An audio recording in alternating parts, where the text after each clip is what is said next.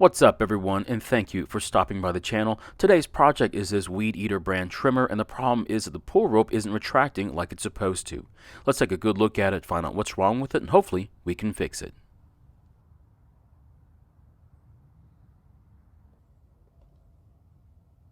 In this video, we try and repair this trimmer. However, it may not be the exact repair you need to make to yours. We'll explore other options later in the video.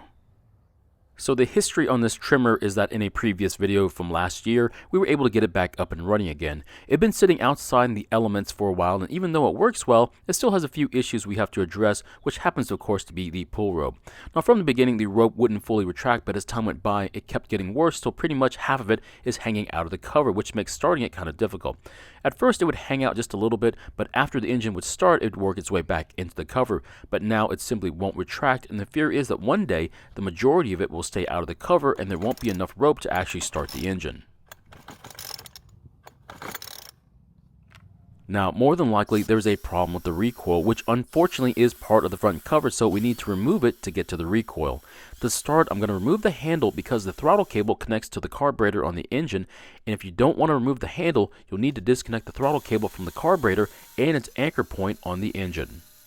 After the handle's been removed, we can now remove all the screws holding the front cover to the engine and the back cover as well. You don't need to use a power drill for this part. I mainly use it to save time because there's about a dozen screws I need to take off. We can now separate the engine from the front cover, but there's some wires for the kill switch that we need to disconnect so we can have complete access to the recoil. Now, with the cover completely free, we can try and work the recoil to see what the problem is, and after pulling on it a few times, there's nothing on the pulley that's keeping it from working the way it's supposed to, so that means more than likely the spring is the problem, so we need to remove it and inspect it for any issues. To get to the spring, remove the two retaining tabs and then take off the pulley. After that, we can then take off the cup that holds the spring. With the cup and the spring free, other than some rust on the edge of the spring, I don't see anything obviously wrong with it, so I think we need to take the spring out of the cup so we can inspect it. Just be very careful as the spring will unwind itself and you could get hurt if you're not ready for it. So it looks like the spring isn't broken, it just has some surface rust on it from when it was kept outside. More than likely, this is the reason why it's not working like it's supposed to.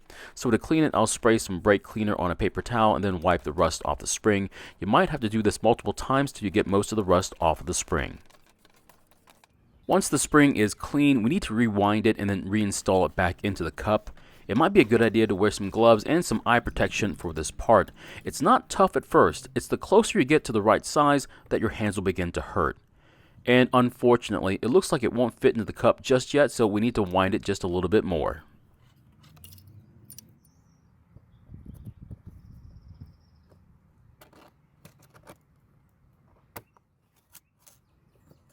Once the spring is finally in the cup, I'm going to spray some lubricant on it. If you don't want to spray it on yours, then you don't have to.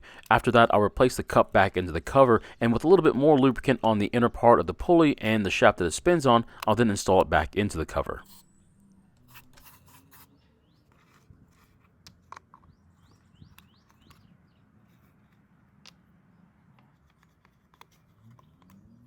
The last thing left to do is put the rope in one of the two notches in the pulley so you can wind the spring about 4 times. After that, let the rope wind itself on the pulley, and if there's any extra rope hanging out of the cover, add another turn. Then I'll pull on the rope a few times to test it, but since I haven't put the retaining tabs on, I'll have to keep my finger on the middle of the pulley, otherwise the spring might push out of the cup. So after a couple of pulls, it seems to work a lot smoother and all of the rope is retracting like it should. That means we can now put the retaining tabs on the cover, reconnect the kill switch wires back onto the switch, and then put the covers back onto the engine. Another reason why the pull rope might not be retracting the rope completely is that part of the cover is worn away, causing the pulley to misalign and make contact with the cover, causing it to bind up. Now it seems to be a very rare occurrence because I've only seen this happen once before. There's not much of a fix for it as the plastic on the cover would have to be put back on or the cover itself has to be replaced. Now, if this was a higher quality machine like a Steel or an Echo, the recoil would have been on the back of the engine and much easier to service. Unfortunately, at the price range that this trimmer is trying to fit into, a feature like that would make it much too expensive and they wouldn't be in that price range anymore.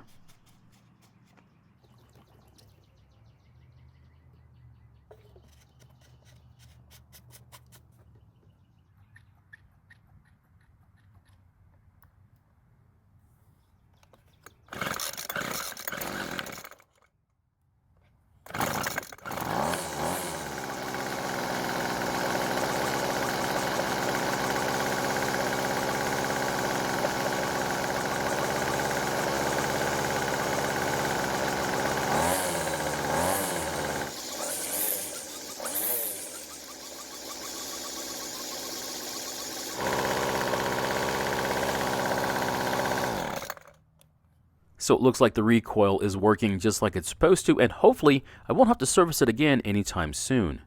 So my question is, would you tackle this job after watching this video, or would you just pass it on to someone else who's done it before? Thank you for watching. I really appreciate your time here. Please feel free to ask me any questions, and I hope to see you in the next video.